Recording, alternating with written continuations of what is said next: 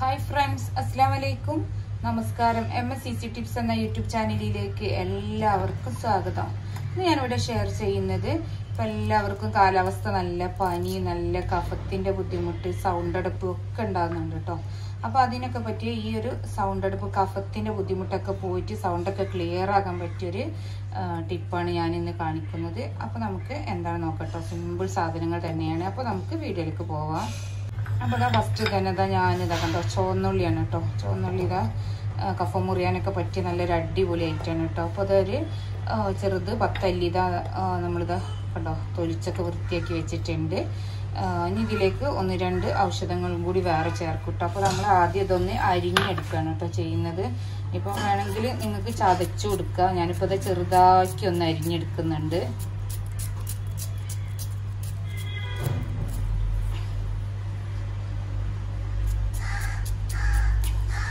അപ്പോൾ അതൊക്കെ ഇതിലേക്ക് ഇത് അരിഞ്ഞിട്ടിട്ടുണ്ട് കേട്ടോ. ഇനി ഇതിലേക്ക് നമുക്ക് ചേർക്കേണ്ടത് കൂടി കാണിക്കാം. ഇതിലേക്ക് ഇത് കുരുമുളക് ഇട്ടോ. അപ്പോൾ ചതച്ച കുരുമുളക് ഉണ്ട്, അതിട്ടാൽ മതി. അപ്പോൾ ഇതൊന്ന് ചതച്ചെടുക്കണം കേട്ടോ. ഞാൻ ഒരു 1 സ്പൂൺ എടുത്ത് ചതയ്ക്കുന്നുണ്ട്. ഇതിലേക്ക് ഇട്ടുന്നുണ്ട് നമുക്കിത് പറഞ്ഞിട്ട് കണ്ടോ, ഒരു 1 സ്പൂൺ മതി കേട്ടോ. അതൊന്ന് നല്ല വൃത്തിയാക്കി ചതച്ച് കൊണ്ടുവരാം.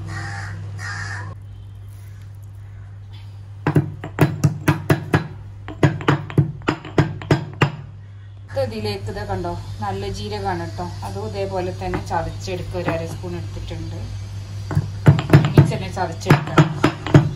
അത് നല്ലോണം ചതഞ്ഞൊക്കെ കിട്ടിയിട്ടുണ്ട് കേട്ടോ. ഇനി നമുക്ക് ഇതിലേക്ക് ഇട്ട് വെക്കാം.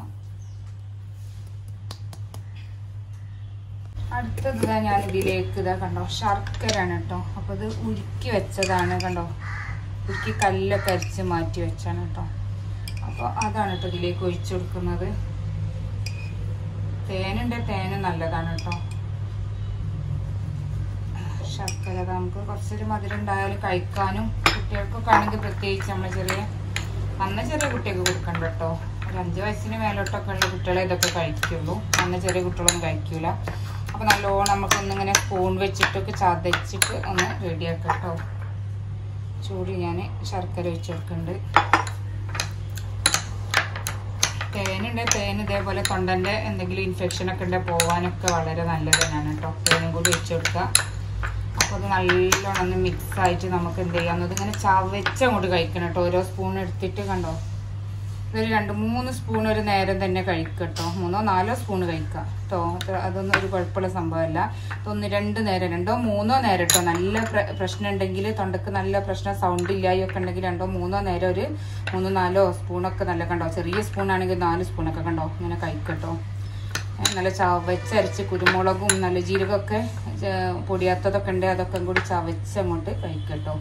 നല്ലൊരു ചേഞ്ച് തന്നെ ഉണ്ടാവും കേട്ടോ. കഫം അങ്ങോട്ട് മുറിഞ്ഞ് പോകാനും സൗണ്ടൊക്കെ ക്ലിയർ ആവാനൊക്കെ ഒരുപാട് നല്ലതാണ്. അപ്പോൾ ഈ ഒരു വീഡിയോ നിങ്ങൾക്ക് ഇഷ്ടമായിട്ടുണ്ടാകുമെന്ന് കരുതുന്നു. ഇഷ്ടമായിട്ടുണ്ടെന്ന് ലൈക്ക് ചെയ്യാനും ഷെയർ ചെയ്യാനൊന്നും മറക്കരുത് കേട്ടോ. എൻ്റെ പ്രീവിയസ് വീഡിയോസ് കാണാത്തവരാണെങ്കിൽ അതൊക്കെ കാണുക. എൻ്റെ ചാനൽ ഇഷ്ടമായിട്ടുണ്ടെന്ന് സബ്സ്ക്രൈബ് ചെയ്ത് സപ്പോർട്ട് ചെയ്യണം കേട്ടോ. ഇതേപോലത്തെ കുഞ്ഞു ടിപ്പുമായിട്ട് വീണ്ടും വരാം. അപ്പോൾ ഫ്രണ്ട്സ്, താങ്ക്സ് ഫോർ വാച്ചിങ്.